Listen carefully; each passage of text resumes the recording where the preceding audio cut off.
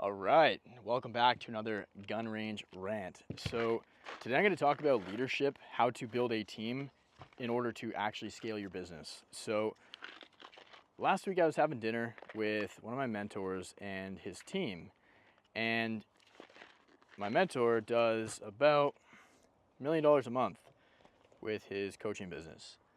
And we were out at dinner, and I was asking his head of operations, or pretty much like the CEO that runs the company in the day-to-day, just kind of his overall general advice about leadership and accountability with team members and everything like that. So what he was telling me is that every single team member, every single role should have a number that they're responsible for and held accountable to. So what this means is, rather than hiring a team member just to put a butt in a seat and to fill a role, you actually hire them to be responsible for improving certain KPIs, right? So not only should you only hire based on like buying back your time and adding leverage to the business, but you should hire based on like performance. You should hire based on first of all, you should hire based on the culture fit, how well they fit in with your work environment.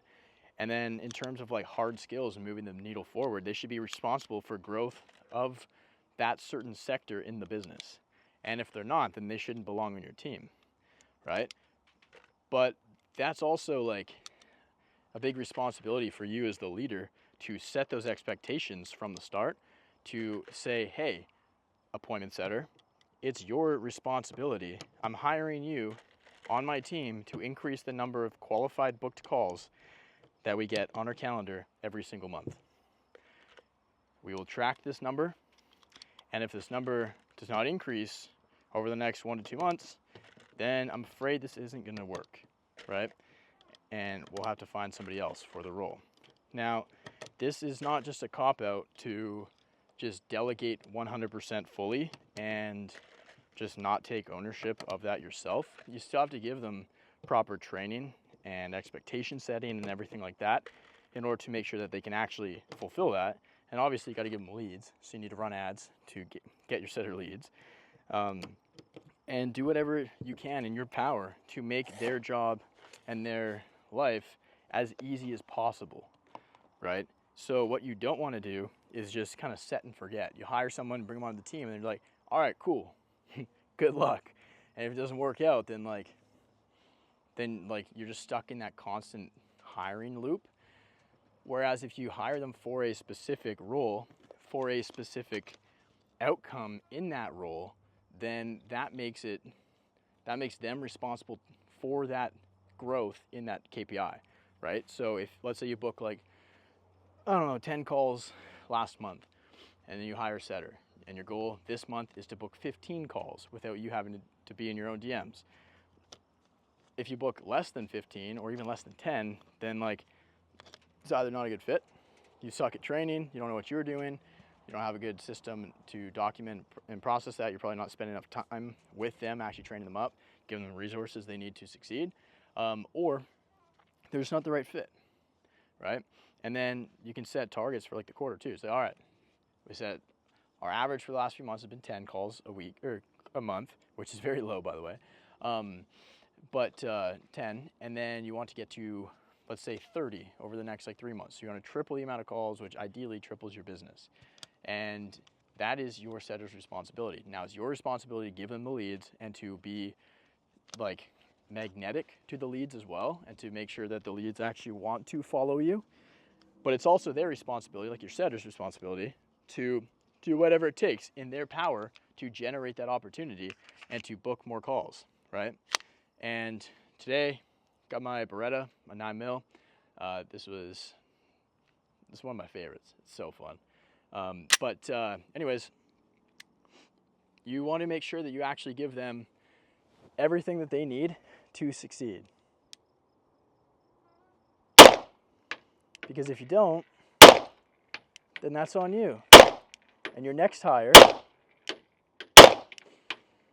will probably also not work out.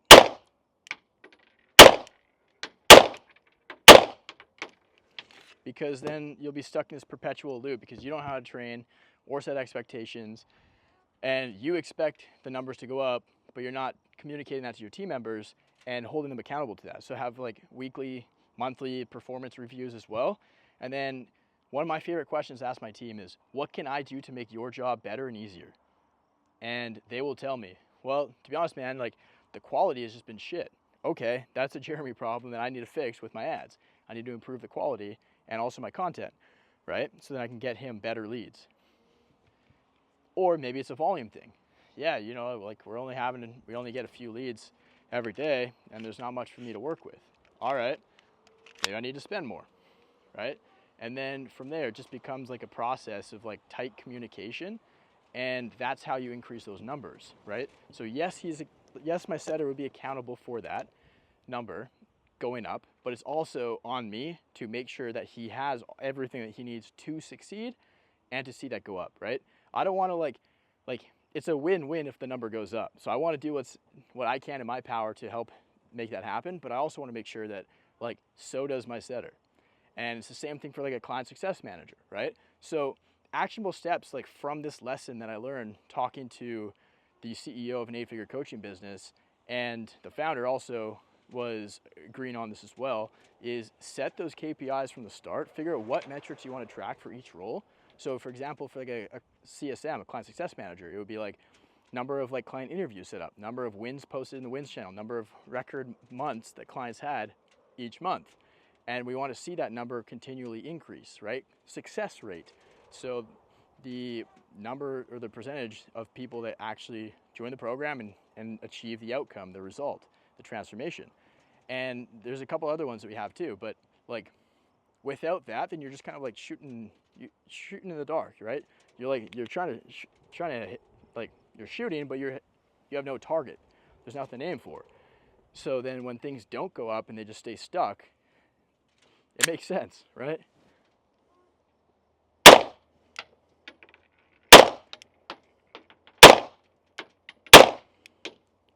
However, when you're both on the same page and you both have a goal that you're aiming for, then it becomes much easier to see that growth and to see those numbers increase and go up, right?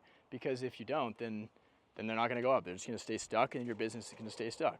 You'll probably just accumulate expenses while your revenue stays the same, and then your margins go down. And nobody wants that, right?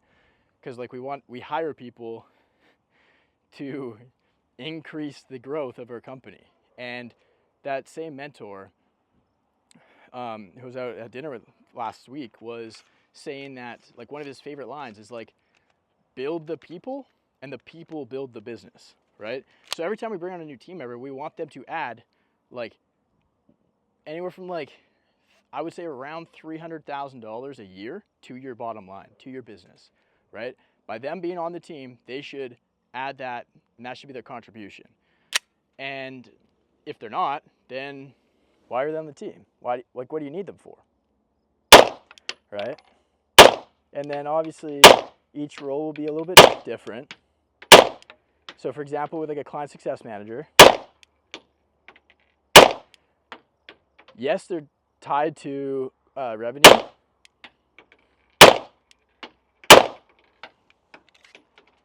In terms of like back-end sales, like ascensions and renewals, but they're also like, they're not tied directly to front-end revenue. However, they are indirectly, because having somebody else coach your clients means that you don't have to spend that time coaching your clients, right? Especially on like certain topics, right? So that's why I have multiple coaches inside of my program that are better than me at certain things, right? My CSM, Eduardo, used to book 30 calls a week as a setter. And he's also a CEO performance coach and certified by one of literally the best peak performance companies in the world. And so he's way better at like helping my clients become dialed in weapons that just execute like crazy, and then also packing up the calendars and training their setters than I am, because he has a lot more experience. My sales coach for my clients, Austin, he's helped people sell over $100 million. he's taken 7,000 sales calls himself and sold like $7 million of online coaching personally over Zoom. He's better at sales than I am, so he coaches my clients in sales. So that means there's less questions around setting, sales, performance, stuff like that I have to answer. So then I can spend my time making content like this, going to the gun range to kind of meditate and process thoughts and insights that I had earlier today and how I'm going to apply those to my business. More time and energy for me to run ads, test new funnels, all that kind of stuff, right? Prepare trainings and workshops for my clients. So it's a complete win-win all around because my clients get a better experience because now they have actual subject matter experts to go to when they have questions. It saves me time. I'm buying back my time by implementing that. And then my team members can focus on what they love the most, which is coaching on what they are really good at. So it's a complete win-win all around. So that said, though, they should also be held accountable to specific numbers. And if they're not, then they shouldn't be on the team, right? Because if they're there just putting a butt in a seat and they're not accountable for growth, then growth will not happen. Because the difference here is, and if you're watching this video, you're probably going to get, this is probably going to hit you hard because it hit me extremely hard when that CEO of that 8-figure company told me this last week. It hit me right in the gut. And I was like, oof. Right now, probably all of your numbers and KPIs tie back to you as the founder. And if they tie back to you, that means you are responsible for and accountable to every single number. Why do you have team members on the team if they're not contributing to that growth in each sector, right? If you, at the end of the day, are the person that's responsible for that, then you've got everything backwards. So, for example, the CEO was telling me, the guy that runs the company and manages the team and leads kind of in the trenches every day, he was telling me somebody would come to him with a specific problem in their specific sector or what's the word, department, I guess. And he's like, I don't know. That's why you're here, to figure this out, because you're responsible for this and the problem solving ability around this, and you're accountable for that number going up.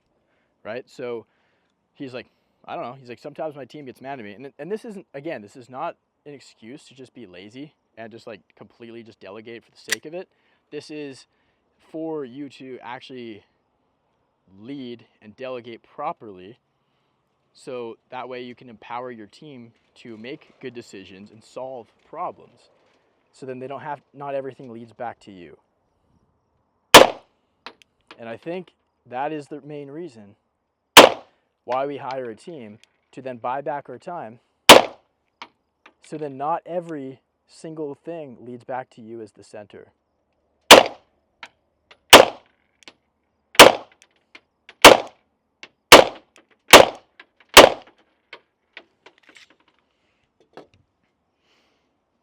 Otherwise, you're just paying people to be on the team, to hang out with, and have fun, and stay stuck and plateau, right? So each hire you make should be strategic, and you need to set expectations clearly from the start. Be a great interview question is, if I hired you, what, and I got this from Layla Hormozi, if I hired you right now, today, what KPIs are you responsible for in my company?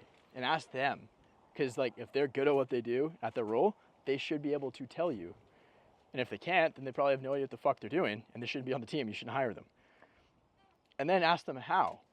If I were to bring you on the team right now, how would you increase those KPIs? What would be the first things that you would do, right? So the frame shift here is not, it's away from okay, I need you to do this, this, and this. It's okay, I'm bringing you on to think critically and to own this outcome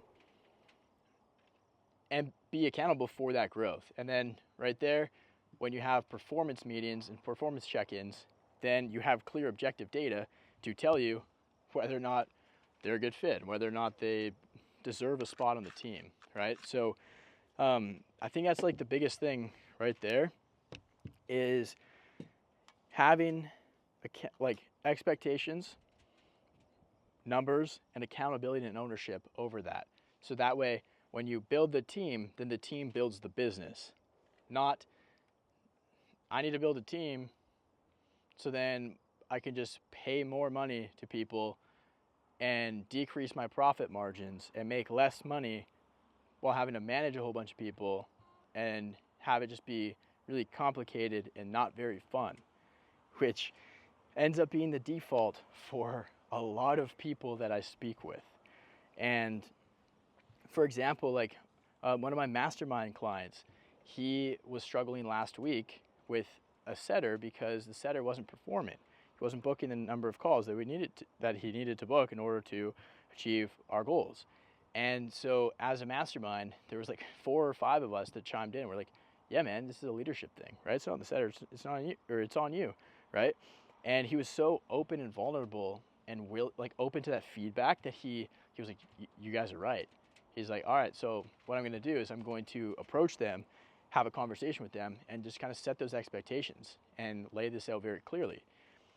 And so he did that, and now the setter's been booking, I believe, like 3 calls a day for a $3,500 dating offer, and he's got a 50% close rate. So he's going to go from like 40K a month to 80 to 100K a month very damn quickly in the next probably few months here because of that one conversation. He made his setter accountable to hit certain KPIs and metrics, and if he does not do that, then he does not belong in the team. Now it's a good wake-up call and a little fire under the ass for the setter to step up his performance and to really show what he's capable of. And without that, they would just be coasting and whatnot. So moral of the story with that one is your growth lies on the other side of the thing that you're avoiding, the hard conversation, the deep work that you have to do to set those expectations and have a dialed in onboarding process for new team members in the first place, right? It sucks, it's boring, it's not fun, but holy smokes, when you nail that, buckle up. Things are gonna be pretty fun, and you're gonna see incredible growth in your company. So anyways, that's a lesson I've learned within the last couple weeks that's been very impactful for me, and really just served a good little punch in the gut, and a bit of a wake-up call in terms of leadership. So just wanted to share that with you as you go to build a team and grow a company, that I just want to make sure you set clear expectations. You make team members responsible for a specific outcome and number and a KPI or multiple, and then you hold them accountable to that with performance reviews. So that way you invest into the team member, and then the team member is responsible for the growth of that one specific segment in your business. And that's how your business is going to grow without you and scale exponentially. So that's it for this video. I'm going to get back to shooting here. And yeah, if you guys like more videos like this, let me know down below. I'd love to hear your main takeaway from this as well, because I know there's a lot to unpack here, but nonetheless, I really want to know what stood out, what stuck with you the most, so that way I can kind of go deeper on stuff like this if you like it as well, and if it's useful. So that said, appreciate y'all, and I will see you in the next video. Bye.